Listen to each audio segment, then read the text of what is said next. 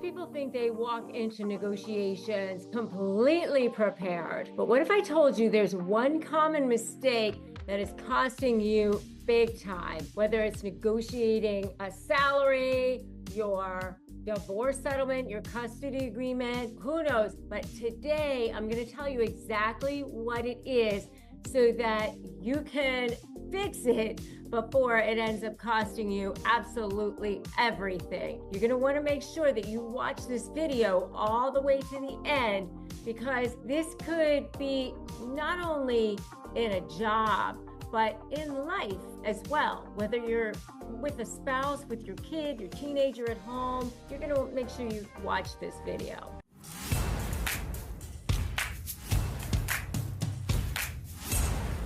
Hey there, I'm Rebecca Zung. I'm a globally recognized negotiations expert. I'm also a trial attorney, and I've been doing this for a long time. And so if you are interested in making sure that you negotiate your best life in all aspects of your life, make sure that you subscribe to this channel and hit that notification bell, because I'm here every single day releasing brand new videos for you. Whether it's in the courtroom, the boardroom, everyday life, I want you to have the best life that you can possibly have. So today we're exposing the biggest mistake that people make when negotiating and how to avoid it. All right. So if you want to make sure that you don't make this big, huge mistake, I'm going to tell you something. It's not about confidence. It's not about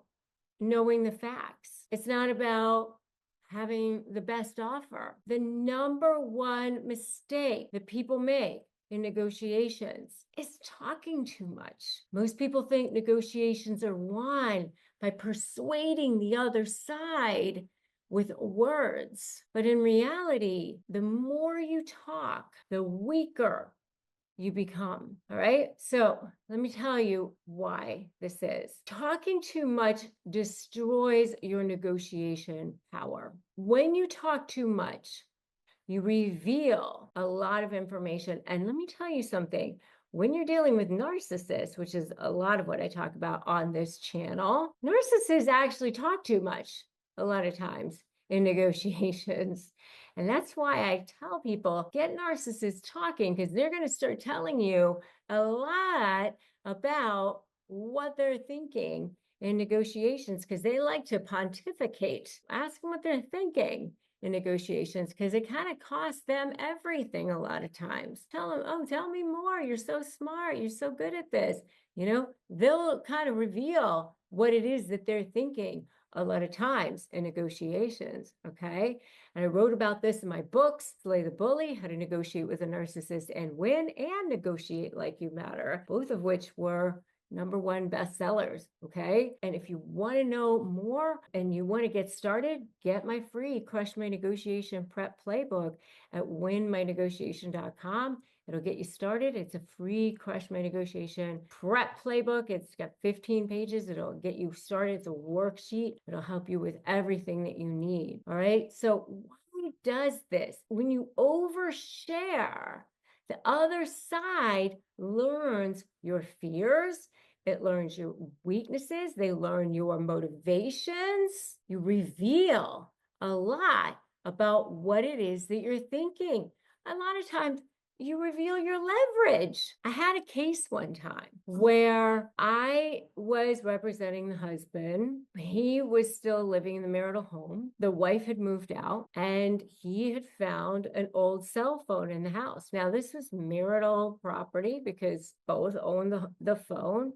She had left it there. She'd moved out. He didn't know whose it was or what it was, plugs it in and turns it on, wasn't locked. Lo and behold, there's all these pictures on there, and there's all these things on there that turned out to be great evidence for him, okay? Oh my goodness, he couldn't stop himself.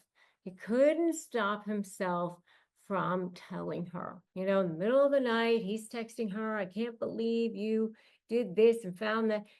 telling her all the things that he'd found. Now, why would he go and do that? Well, he couldn't help himself. He got all emotional. He had to share, which only gave her the opportunity to craft the narrative of what she was going to say. So you don't want to share your greatest leverage, your great position with the other side. You don't want to talk too much in a negotiation. Narcissists have a confession to make, and that is that they are way more afraid of you than you are of them, especially in court cases, mediation cases, or any kind of cases where you have to negotiate with them. But you know what? I have a confession to make too. I'm sick and tired of these people bullying you and making you feel exhausted and paying way too much in attorney's fees and dragging you through the mud. My name is Rebecca Zung, and I'm an attorney. I've been recognized by U.S. News as one of the best lawyers in America. And in fact, I was so sick and tired of these people bullying you that I started studying narcissism so that I could beat them in the courtroom. And now I'm here to make the case so that you can win too. I developed a 4-part proven blueprint that has helped tens of thousands of people take back their freedom, win, and get back their power. And now I'm sharing it with you in a special live event, Outsmart the Narcissist, the 4-part proven plan to take back your power. 4 simple steps, 1 free live event, 1 free hour of your life. That's what stands between you being in hell and you being free. Join me, click the link for Outsmart the Narcissist, the 4-step proven plan to take back your power. Just click the link and let's go. In another situation, I knew of an attorney who his paralegal asked for a raise. He said, "Why do you need the raise? Why do you think that you should have it?" She's like, "Oh, I really need the raise because my rent went up and my boyfriend lost his job." All these things around herself. And he's thinking, "Well, I'm now your boyfriend. I'm compensating for your boyfriend." So that made it easier for him to go, "Well, I'm not going to make up for your boyfriend." Think about what it is that you're going to say. Choose your words carefully in a negotiation. Be really, really careful and be strategic. Be tactical. Number 1 is you reveal too much. The other thing is you give them time to think. The more you talk, the more they strategize while you're speaking. So in a legal case, if you keep explaining your position, the other side picks up on inconsistencies or ways to counter you. And then the other thing is that you kind of look desperate. The more you're talking, it makes you seem nervous or uncertain. Confidence isn't about words, it's about control. So you want to seem like you are in the power position, like you know exactly what you want, you're choosing your words carefully, you're good. You don't need anything. So you don't want to appear nervous. Like you don't have that nervous adrenaline energy happening there. Caffeinated adrenaline energy. Does this all make sense to you? If it makes sense, give me a makes sense in the comments. And also tell me about a time that you've seen this in the comments, okay? That you've been in a situation, whether it was a negotiation or maybe it was just a conversation that was tense, that somebody was talking too much and you thought, "Oh yeah, this person was definitely nervous," or maybe it was you that it went like that, okay? So put that in the comments and share with me. So how do smart negotiators use silence as a power move? The power pause. You say your offer, then you stop talking. I believe a fair salary is $100,000. The first person to speak loses power. You let a minute go by, 90 seconds, 2 minutes. Ask a question, then wait. Don't explain. Why do you think that's a fair offer? This forces them to justify their position instead of putting you on the defensive. Mirror their words instead of over talking. Repeat their last few words as a question. "We can't go higher than 80,000. Can't go higher than 80,000. Let it go." This forces them to think harder and reconsider. Sit in your power, but you have that power pause so that you're sitting and allowing, okay? You're grounded, okay? If you want more game-changing phrases to use in negotiations, you can get my free Disarm the Narc phrases at disarmthenarc.com. Okay, so here's a simple sentence that flips any negotiation into your favor. Is that the best that you can do? And why does it work? It makes them second guess their own offer. You're just very nice about it. You don't say it in a judgment way. You don't say it with any kind of emotion. It just suddenly challenges them, or subtly challenges them without being aggressive. And it keeps you in control, and it forces them to adjust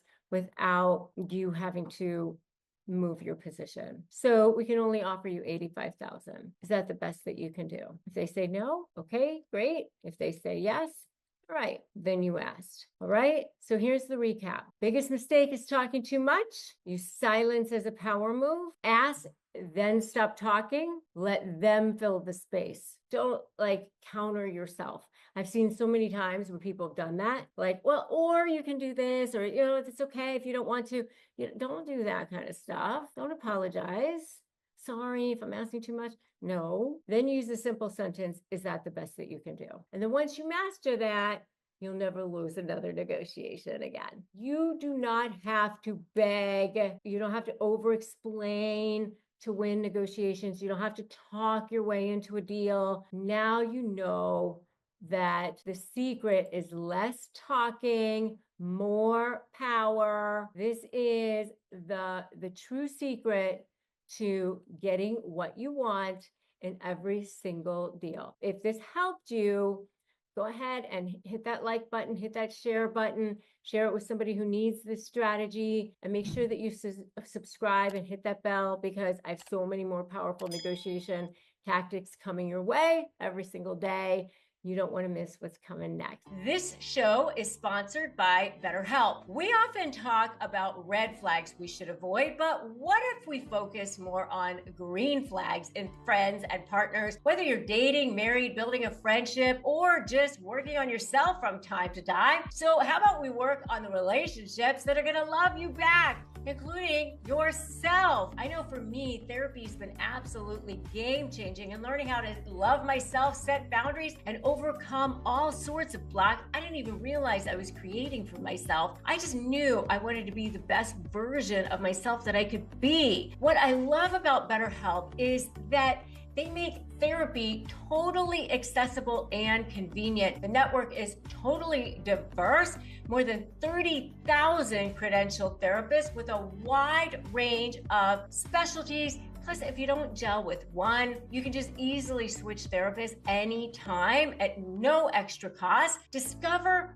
your relationship green flags with BetterHelp. Visit betterhelp.com/negotiate today to get 10% off your first month.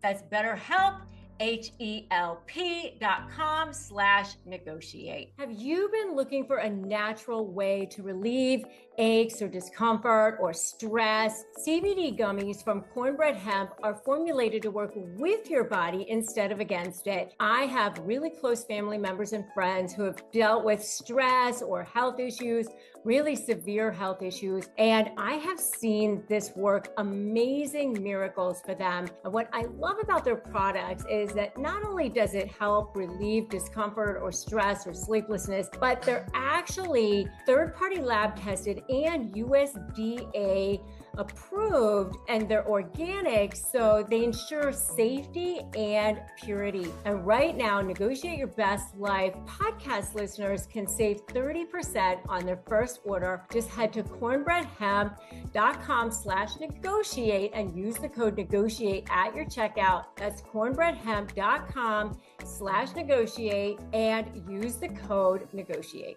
The next video that I really want you to watch is how narcissists manipulate people in negotiations. I really want you to watch that.